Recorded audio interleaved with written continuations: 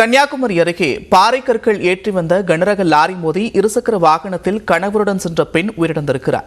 தொடர்ந்து நிகழும் விபத்துகளை கண்டித்து பொதுமக்களுடன் முன்னாள் மத்திய அமைச்சர் பொன் ராதாகிருஷ்ணனும் சாலை மறியலில் ஈடுபட்டு வருகிறார். இது தொடர்பான கூடுதல் விவரங்களோடு செய்தியாளர் சஜயகுமார் இணைப்பில் இருக்கிறார். சஜயகுமார், விவரங்கள்.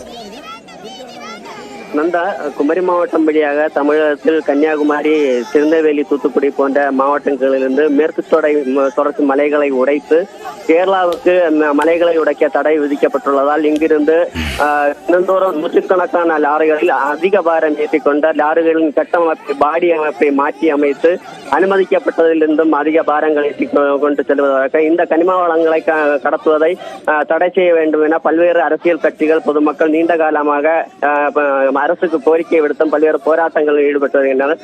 அது மட்டுமல்ல, நாகர்கோவில், திருவனந்தபுரம், அதே போல மேற்கு தொடர்ச்சி மலை வழியாக உள்ள பாதை, கடற்கரை பாதை வழியாகவும் பல சாலைகள் வழியாக இந்த லாரிகள் அதிக பாரம் ஏற்றிக்கொண்டு செல்வதற்கும் இந்த அதிக பாரம் ஏற்றிக்கொண்டு செல்வதாலும் அதிவேகத்தில் இந்த லாரிகள் செல்வதாலும் சாலை வழியாக கடந்து செல்லும் வாகனங்கள் மீது மோதுவதும், அதே போல நடந்து செல்லும் பயணிகள் மீது மோதுவதும் வாடிக்கையாக தொடர்ந்து கடந்த சில தினங்களுக்கு முன்பு மார்த்தாண்டம் பகுதியில் நடந்து சென்ற ஒரு பெண் மீது இந்த கனிம வளம் ஏற்றி சென்ற லாரி மோதி விபத்து ஏற்பட்ட பெண் சம்பவ இடத்திலே உயர்ந்த நிலையில் மீண்டும் 2 தினங்கள் கடந்து தற்போது குலச்சேரம் அருகே வெண்டலிக்கோடு பகுதியில் கணவருடன் இருசக்கர வாகனத்தில் வந்த அனிதா என்ற பெண் அந்த வாகனத்தின் மீது அந்த கனிம வளம் ஏற்றி வந்த லாரி மோதி சம்பவ இடத்திலே அந்த பெண் உடல் நசுங்கி உயிர் பலியானது. தொடர்ந்து அந்த கணவன் காயங்களுடன் மருத்துவமனையில் சேர்க்கப்பட்ட நிலையில் அந்த உறவினர்களும் பொதுமக்கள் அந்த உயிரிழந்த பெண்ணின் உடலை சாலையில் வைத்து நீண்ட நேரமாக 2 மணி நேரத்துக்கும் மேலாக சாலை மறியல் போராட்டத்தில்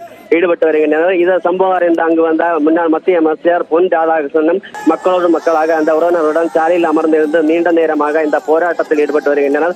காவல்துறை மட்டுமே அந்த பகுதிக்கு வந்து தற்போது பேச்சுவார்த்தை நடத்தி வருகின்றனர். இது கேரளாவுக்கு கொண்டு செல்லும் இந்த கனரக வாகனங்களுக்கு தடை விதிக்க வேண்டும், இதுபோன்ற உயிர் பலிகளுக்கு அரசு உத்தரவாதம் அளிக்க வேண்டும், அதிகாரிகள் இந்த இதுக்கு தீர்வு காண இந்த சம்பவ இடத்தில் வந்து பேச்சுவார்த்தை நடத்த வேண்டும் என்ற கோரிக்கையை வைத்து தற்போது முன்னாள் மத்திய அமைச்சர் பொன் ராதாகிருஷ்ணன் தலைமையில் பொதுமக்கள் உறவினர்களும் சாலை மறியல் போராட்டத்தில் ஈடுபட்டு வருவதால் அந்த பகுதியில், அதாவது தக்கலை குலசேகரம் சாலை வந்து 2 மணிக்கு நேரத்துக்கு மேலாக போக்குவரத்து துண்டிக்கப்பட்டுள்ளது.